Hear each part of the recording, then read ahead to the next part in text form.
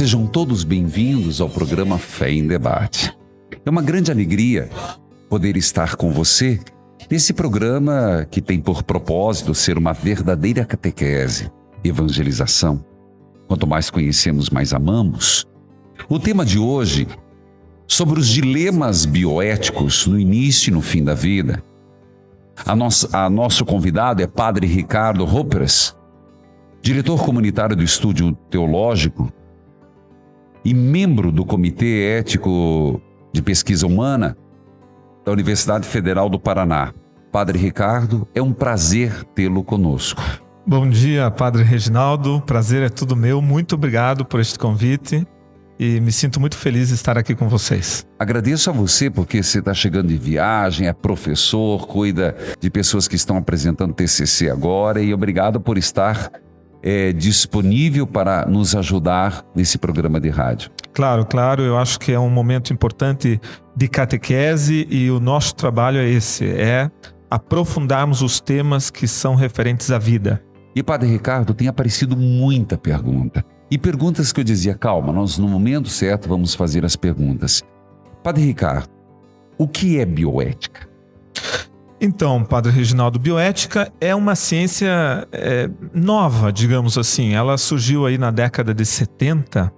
Quem escreveu pela primeira vez este termo foi um norte-americano. Sim. Se chamava Potter. Ele era um bioquímico, ao mesmo tempo trabalhava na área de enfermagem e ele fazia pesquisa na área do câncer. E o que ele percebeu? O Potter percebeu que havia um vácuo entre as ciências humanas e as ciências biológicas. Sim. Isto é, a biotecnologia estava avançando tanto, eram tantas informações novas, eram tantas pesquisas novas, que ela avançou tão rápido, mas sem uma reflexão mais séria sobre a sua intervenção direta na vida humana. Sim. Então o Potter propôs um termo ou uma ciência que ajudasse a fazer uma ponte, Padre Reginaldo, entre o saber humano, o saber do homem, os seus valores, os seus direitos, a sua moral, com a biotecnologia, as novas dimensões de pesquisa com o ser humano que estavam surgindo rapidamente. Então, bioética, no fundo, é uma palavra que significa bios e ética. Ética da vida, a tentativa de fazer uma ponte entre os conhecimentos humanos e tecnológicos. Padre, muito obrigado por esse esclarecimento. Você, sacerdote, foi pároco e, de repente, eu começo pela tua vida pessoal, se dispôs a ir estudar nessa área. O que te motivou a isso? O motivo, a maior, motivação que eu tive foi trabalhar na área hospitalar. Então, desde seminarista, eu já me interessei pela área hospitalar. Lembro-me disso. Fiz um trabalho muito legal no Hospital Nossa Senhora das Graças, né? As irmãs vicentinas me deram um espaço muito interessante. E ali nós começamos a trabalhar com comitês de ética, a tentar implantar comitês de bioética dentro dos hospitais. Depois trabalhei na paróquia São Francisco de Paula e atuei como capelão do Hospital São Vicente. Sim. E de alguma forma sempre estive ligado a essa área hospitalar e da saúde. E isso me motivou a aprofundar. Então surgiu essa oportunidade de estudar em Roma e lá eu fiz essa especialização em bioética. Então fiz um curso no Hospital Gemelli, né, que é o hospital onde inclusive o Papa João Paulo II foi acolhido quando houve aquele atentado. E é onde ele foi tratado nos últimos anos também. E fiz um curso na Alfonsiana com os Redentoristas, que é exatamente um curso de bioética. Trabalha o início da vida e final de vida. Muito bem. Existe uma pergunta, padre, que tem vindo com muita frequência. Mulheres que não conseguem engravidar do método natural, e a pergunta que me fazem pelo menos uma vez por semana. É lícito o que a igreja fala sobre inseminação artificial? Perfeito. É um tema extremamente complexo, Padre Reginaldo. Eu diria que é um dos temas hoje realmente que nós temos que aprofundar e tentar buscar algumas soluções para isso. O que acontece, e isso é bom deixar bem claro, que os métodos de reprodução assistida, eles têm uma falha. Eles não são 100% de resultado, não tem 100% de resultado. O que eu quero dizer? Então a margem numa reprodução assistida, no início aí da década de 80, era de 20%. Quer dizer, as tentativas para que a mulher pudesse engravidar eram pequenas. Sim. Agora já está um pouco mais aprimorada e essa estatística pode crescer um pouco mais. Então veja, essas tentativas levaram a uma série de pesquisas e que a igreja teve um pouco uma prudência em se referir à reprodução assistida. Em que sentido? A reprodução assistida exige um primeiro problema, que é você guardar embriões congelados. Sim. Depois existe um segundo problema, que é a questão do direito ou não a ter filhos. Depois um terceiro problema, que é a comercialização desse tipo de procedimento. Extremamente caro e não é acesso a todos. Hoje o tema é bastante pertinente, dilemas bioéticos. Nosso convidado, o Padre Ricardo Roppers. Nós começamos falando sobre um tema que vocês me perguntam sempre. E o tema é reprodução assistida. Eu peço, Padre Ricardo, que retome, por favor. Perfeito. Então, Padre Reginaldo, é um tema bastante complexo. O que eu dizia é o seguinte, que quando falamos em reprodução assistida, nós temos assim um amplo campo de pesquisa, desde da questão da barriga de aluguel, que é quando o casal não tem nenhuma condição, nem o homem nem a mulher, de ter filhos, eles têm que buscar num banco de sêmen e num banco de óvulos e ainda alugar uma barriga para poder ter esse filho. Então isso é extremamente complexo. Para nós como igreja é algo que tem muitos problemas éticos e morais, porque você, para ter uma criança, acaba comercializando e tirando um pouco o aspecto unitivo do casal, porque é tudo terceirizado. Então a criança é produzida. Isso para nós, do ponto de vista moral, é extremamente complexo. Mas também existem aqueles casais que têm um problema simples, que basta um empurrãozinho da ciência para eles conseguirem ter o filho. Então isso é até interessante, porque existe um documento da igreja que fala sobre a reprodução heteróloga e a homóloga. Me explico. Heteróloga é um pouco todo esse processo que eu falei de terceirizar. E a homóloga é entre o próprio casal, quando o casal é o pai, o sêmen é do pai, o óvulo é da mãe, e ali a ciência dá um empurrãozinho. Ela tem menos problemas morais. Não é que não existem problemas morais, existem, mas ela tem menos problemas morais. Então, o que eu gostaria de dizer é o seguinte: quando falamos em reprodução assistida, o campo é amplo e temos que aprender a entender que ponto da reprodução assistida estamos falando. Daquela que é totalmente terceirizada e a criança acaba sendo um produto, ou daquela em que a ciência ajuda a família a ter o seu filho, dá aquele empurrãozinho necessário. Sem querer colocar em situação difícil, mas respondendo a essa pergunta, Padre, o médico sugeriu que eu fizesse um tratamento para engravidar. Posso fazer? Sim, existem tratamentos que são até necessários e são simples. A questão dos hormônios, alguns tipos de tratamento que vão ajudar aquele empurrãozinho que eu lhe falei. O que nós temos muito a preocupação é quando há uma reprodução assistida que tem que fazer uma tentativa com vários óvulos, quer dizer, fecunda vários óvulos. Depois isso tem que ser congelado, o que vai ser feito com esses óvulos.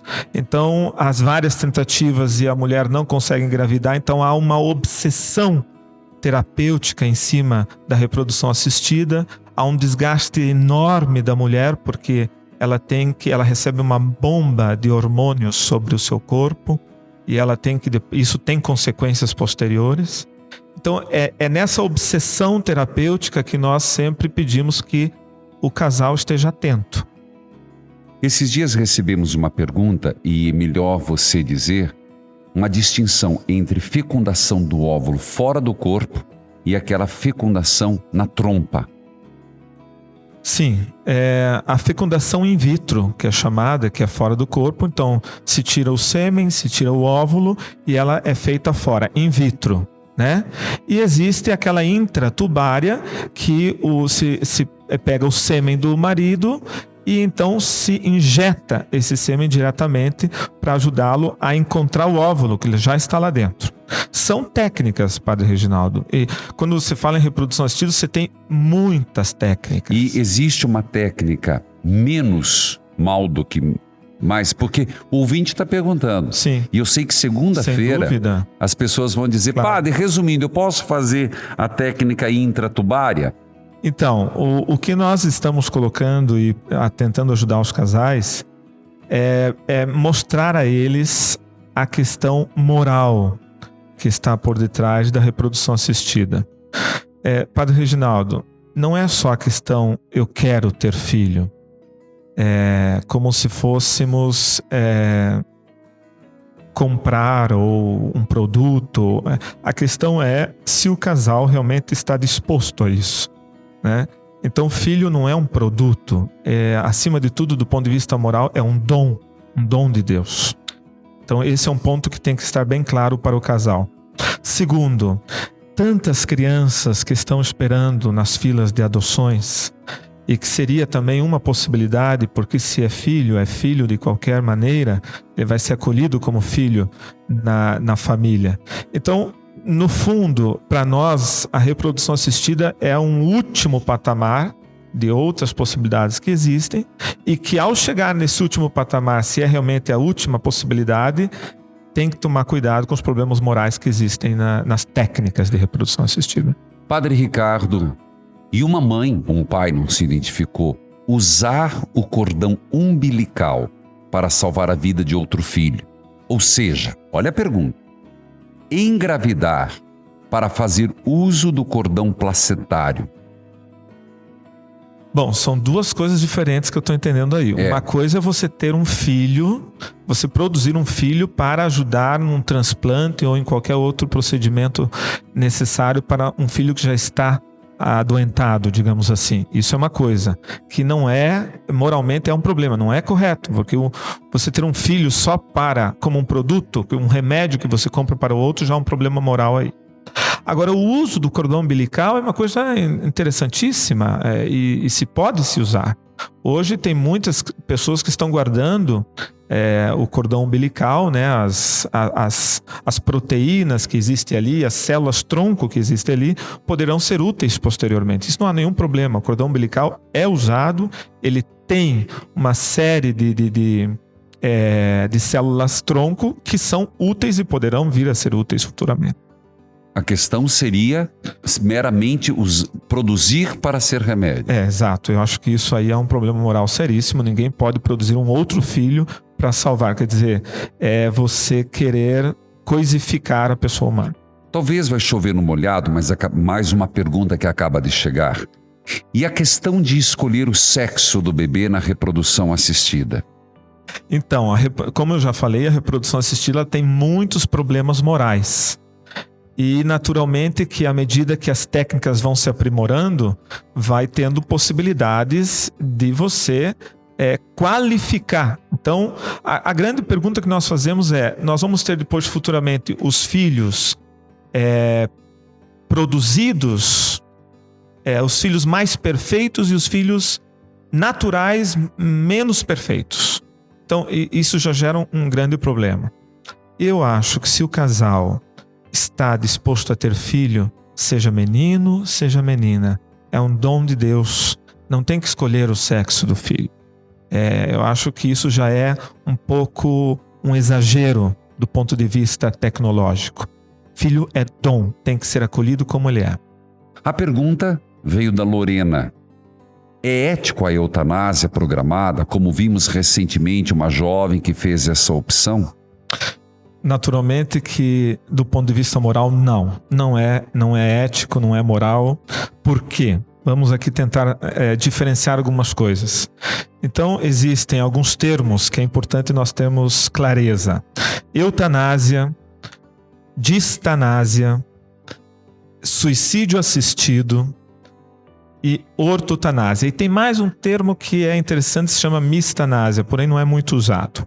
Eutanásia é uma ação ou até uma omissão, ele tem essas duas linhas. Ação, eu vou ser bem concreto. Então você tem lá uma dose de morfina e você aplica aquela dose de morfina realmente para a pessoa terminar. Tá. Né? Então isso é uma ação direta que nós chamamos. E uma omissão. Por exemplo, a pessoa está num estado terminal e você tem que dar o que nós chamamos de cuidados paliativos. Sim. Que é o soro, que é a alimentação. Então, eu omito uma das coisas necessárias para a subsistência daquele estado final. Então, eu tiro a alimentação ou tiro qualquer coisa.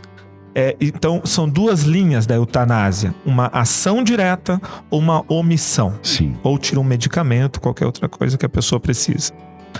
Então, isso não é moral, porque eu estou antecipando a morte da pessoa. Ela tem um ciclo final e eu antecipo. Então, para nós, ninguém tem o direito de tirar a vida de ninguém. Só Deus pode fazer isso. Depois, a distanásia é o contrário. Eu acredito que mais do que eutanásia no Brasil, nós temos distanásia nos nossos hospitais, pela experiência que eu tive nos hospitais. O que seria a distanásia? É aquela obsessão terapêutica. A pessoa já está no estado terminal, ela já está em condições, sem condições nenhuma de viver, e ela está toda em aparelhos, entubada e com a tecnologia sobre ela, mantendo o seu sofrimento, prolongando o seu sofrimento.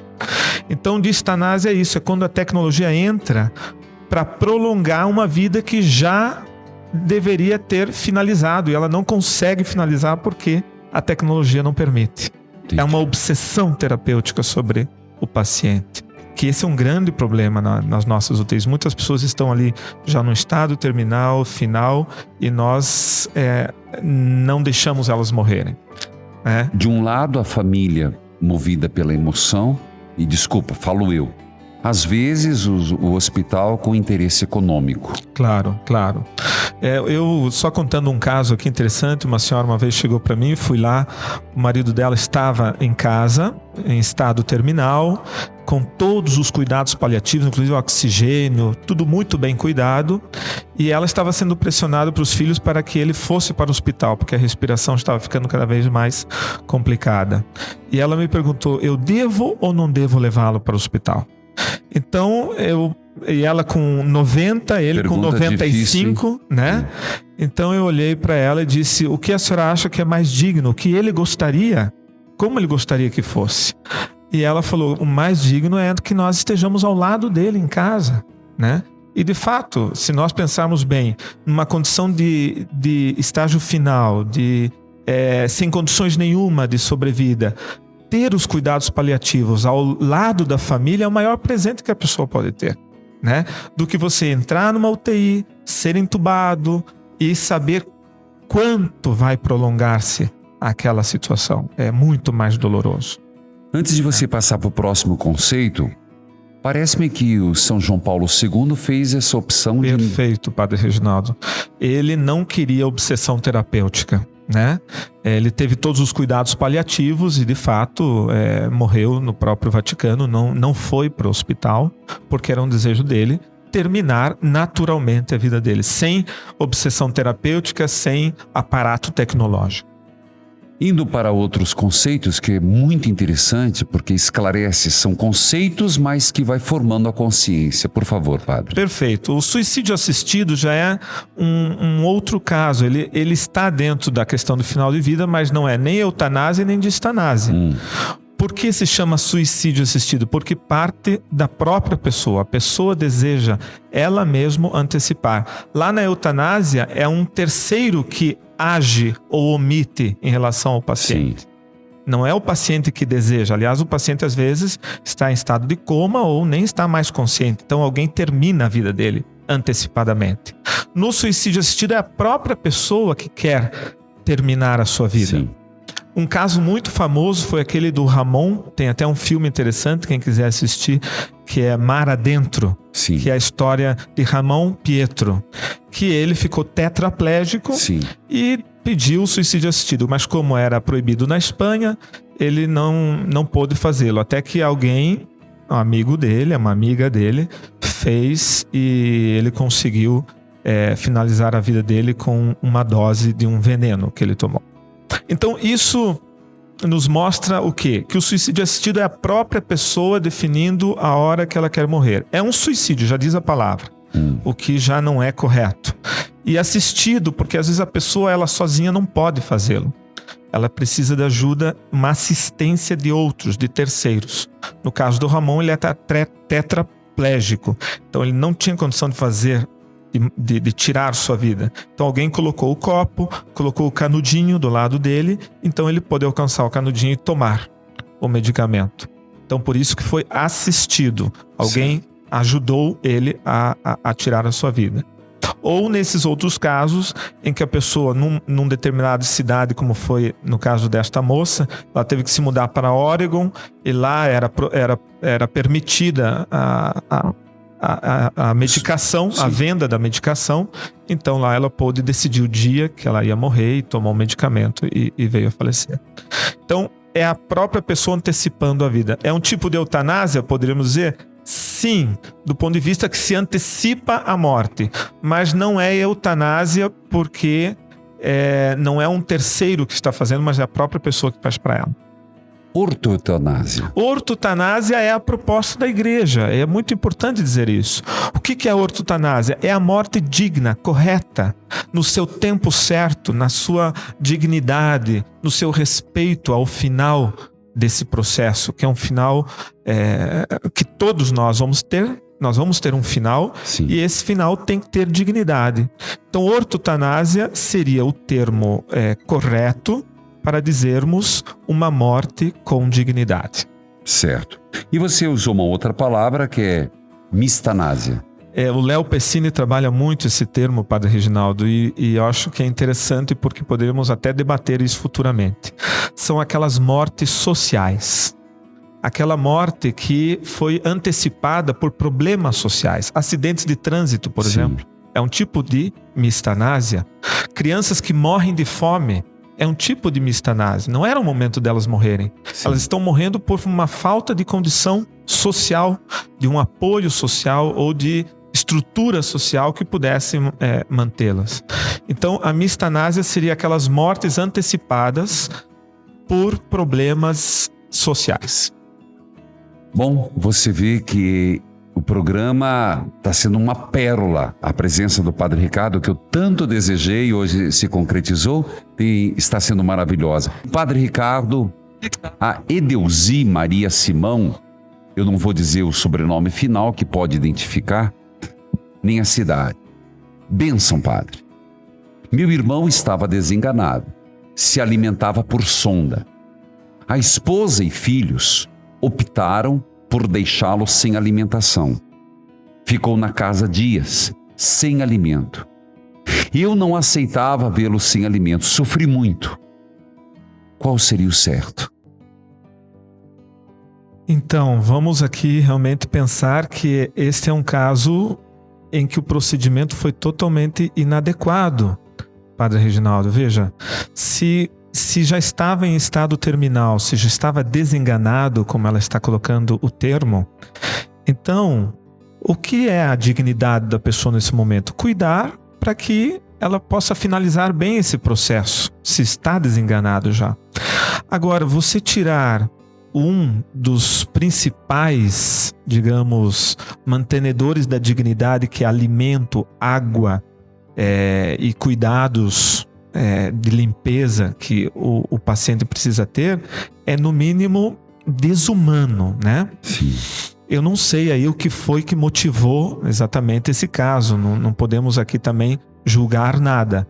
Eu só estou colocando que se ele estava desenganado e ele já estava ali sendo cuidado pela família, qual é o procedimento mais digno para a pessoa ajudá-la a terminar bem o processo de vida dela?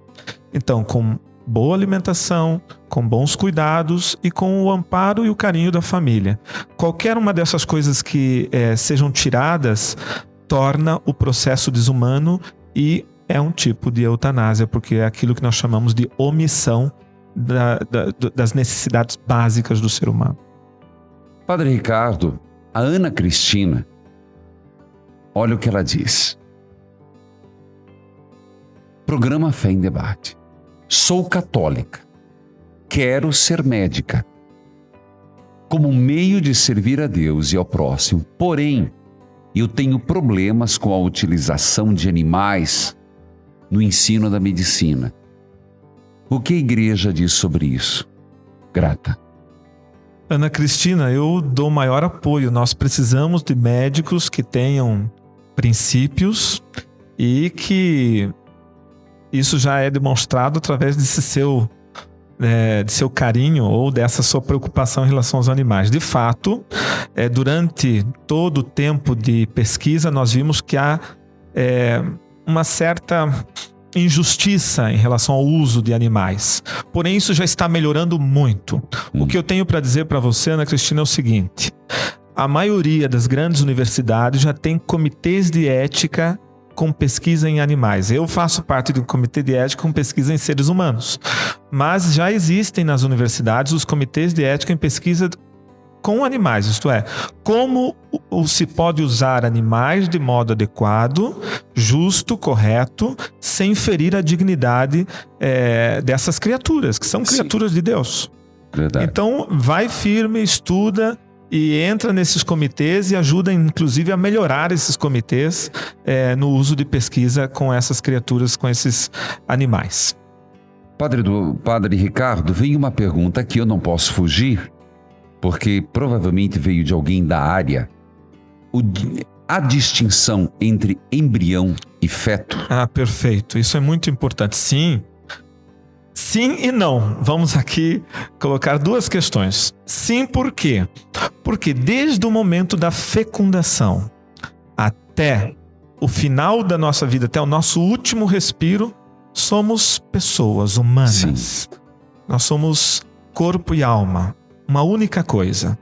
Filhos e filhas de Deus, de mesma dignidade. Do momento da fecundação até o último respiro. A dignidade é a mesma. Sim. É o ser humano criado, amado e desejado por Deus. Nessa etapa inicial, ela tem, claro, distinções, porque existe a fecundação, aí o processo de multiplicação das células, naturalmente que existe em seguida a nidação no útero e a organogênese, que é os nossos órgãos vão se desenvolvendo. Esses processos, eles têm nomes. Então, os primeiros passos da nossa evolução intrauterina nós chamamos de embrião. O embrião são os nossos primeiros passos. É a organização celular nossa que vai se definindo. Então, o embrião tem esse nome porque é um processo inicial, mas é o ser humano mesmo que vai depois crescer, se alegrar, rir, chorar, amar e morrer. É o mesmo ser humano. Então, eu deixo claro isso, que quando falamos em pessoa humana, estamos falando desde o momento da fecundação até seu último respiro. É a mesma pessoa humana. Ela, durante a sua vida, vai ter processos diferentes. O embrião é o início, é o processo inicial da pessoa humana. Gente, fica bem registrado. Então, uma coisa prática, como alguém me perguntou semana passada, a pílula do dia seguinte. Ela queria saber, ela teve relação, estava menstruada, teve a sensação de estar grávida, e ela disse, mas um dia não é um feto, não é uma pessoa. Absolutamente. Se houve fecundação, já existe ali uma pessoa humana inteira no seu desenvolvimento inicial, né? O embrião, o feto, ou como formos chamar, são processos diferenciados do tempo que se distingue nessa evolução. Agora, a pílula do dia seguinte, além de tudo, além de ela ser extremamente perigosa em relação ao embrião, digamos, ao óvulo fecundado, ela é uma bomba de hormônios para a mulher, para a saúde da mulher. E infelizmente, Padre Reginaldo, vamos deixar isso claro, o Brasil, muitas mulheres têm usado pílula do dia seguinte como método contraceptivo. Sério? E isso quer dizer, se toma hoje, amanhã, depois de amanhã, ela vai simplesmente detonar com o sistema reprodutivo dela, porque é uma bomba de hormônios. Então, que fique aqui essa mensagem para as mulheres, para a sua saúde física, para a sua dignidade física, que há consequências sérias com o uso inadequado da pílula do dia seguinte. Padre, perguntas que não param de chegar. O pessoal está bem curioso. Célula-tronco, embrionária e adulta. Essa é uma pergunta muito boa. Parabéns quem fez. A célula-tronco, e isso é bom deixar claro, Padre Reginaldo, as pessoas perguntam, a igreja é a favor ou contra o uso das células-tronco? Claro que ela é a favor do uso de células-tronco. Adultas, esse é o ponto fundamental. Adultas. Porque o que a célula-tronco é? A embrionária, que são as duas diferenças. Célula-tronco embrionária, célula-tronco adulto. O que é a embrionária? Quando eu tiro uma célula-tronco do embrião, eu mato o embrião morre. Não vai poder desenvolver. Quer dizer, aquela pessoa humana que estava ali em potencial evoluindo, o homem, pela tecnologia, rompe isso e tira a possibilidade de vida dessa pessoa. Então, o uso da célula-tronco embrionária é imoral. O uso da célula-tronco adulta é totalmente viável. Inclusive, é a única, Padre Reginaldo, que vem tendo resultados. Célula-tronco embrionária, não temos resultados científicos aí. Eu iria para o tema do aborto, mas eu vou puxar esse assunto sobre métodos contraceptivos. Acaba de chegar uma pergunta, uma pessoa dizendo se há alguma contraindicação moral para o uso do DIU de cobre. Olha, o que eu me preocupo é que essa técnica já é uma técnica ultrapassada e o DIU, ele cientificamente trouxe muitos problemas para a saúde reprodutiva da mulher. Muitas mulheres que usaram DIU acabaram perdendo a sua capacidade de reprodução por uma série de fatores. Sim. Então eu acho que se alguém ainda está indicando DIU ou está usando DIU, era bom procurar um profissional para verificar como está a situação, e é extremamente perigoso. Então, já é um método ultrapassado. Hoje existem muitos outros métodos. O ideal é procurar um profissional que possa esclarecer essa situação. Padre, ao afirmar isso, eu fico com a pergunta: como fica a questão moral dos contraceptivos? Então, a igreja hoje, ela tem essa questão ainda muito aberta. Nós estamos discutindo extremamente esse assunto. Primeiro porque existe dentro da moral da igreja o que nós chamamos de paternidade e maternidade responsável. O casal precisa pensar como ter filhos, a quantidade de filhos, a sua capacidade de educar esses filhos e dar a dignidade a esses filhos. Depois nós temos toda a influência social, as condições sociais, as condições políticas, econômicas, né, do nosso país, e cada país tem as suas dificuldades também. Tudo isso influencia a saída da mulher para o mercado de trabalho. Sim. Então, Padre Reginaldo, não é um fator só. O que leva as mulheres hoje a usar os contraceptivos são fatores amplos e complexos, que eu não tenho tempo aqui para refletir sobre isso. A igreja pede, qual é a posição da igreja? Jamais o casal deve estar fechado a ter filhos. O matrimônio é o amor entre um casal e eles devem estar abertos a ter filhos. Tanto que se um casal está se preparando um matrimônio e chega para um sacerdote e diz que decidiram não ter filhos, mesmo podendo ter, é até um impedimento para a realização do matrimônio. Porque o matrimônio, por si, ele é aberto à vida. Sim. Agora, no momento atual, como ter esses filhos, como ser responsável em relação aos filhos, é uma questão muito íntima, interna, de fórum interno do casal.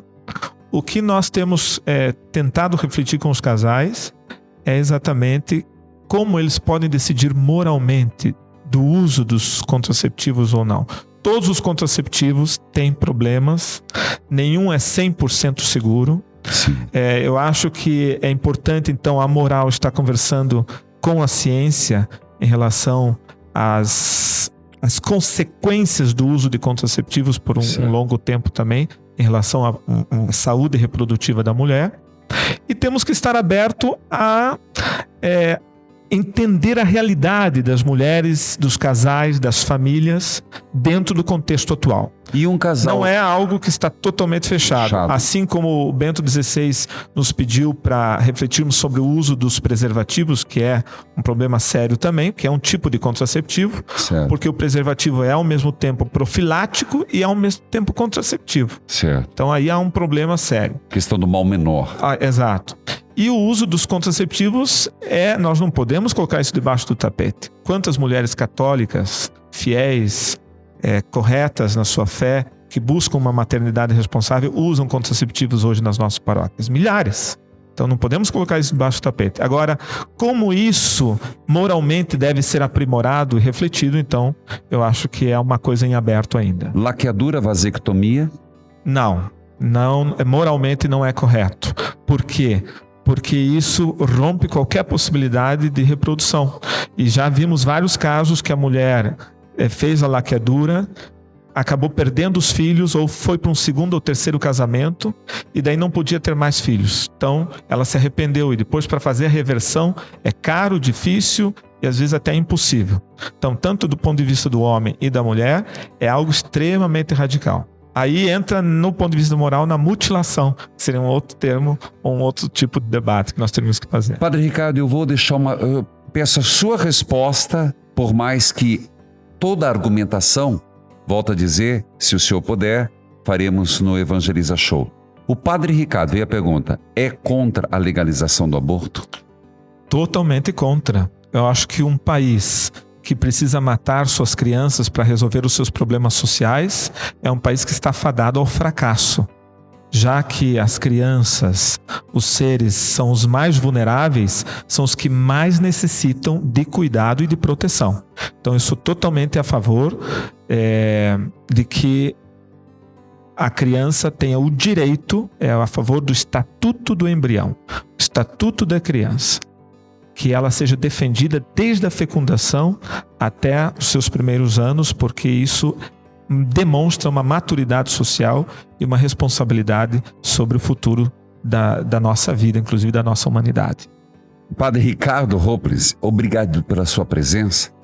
E Padre Reginaldo, muito obrigado pela oportunidade. Eu que agradeço, acredito que o Brasil está agradecendo a você, ao senhor, porque são perguntas que estão no coração de pessoas boas, de almas delicadas, que querem acertar. E nós cristãos temos esse dever de defender a vida, desde a concepção até o seu término natural. Obrigado, Padre Ricardo Robles, obrigado a todos os nossos ouvintes. Me despeço do Fé em Debate. Evangelizar é preciso!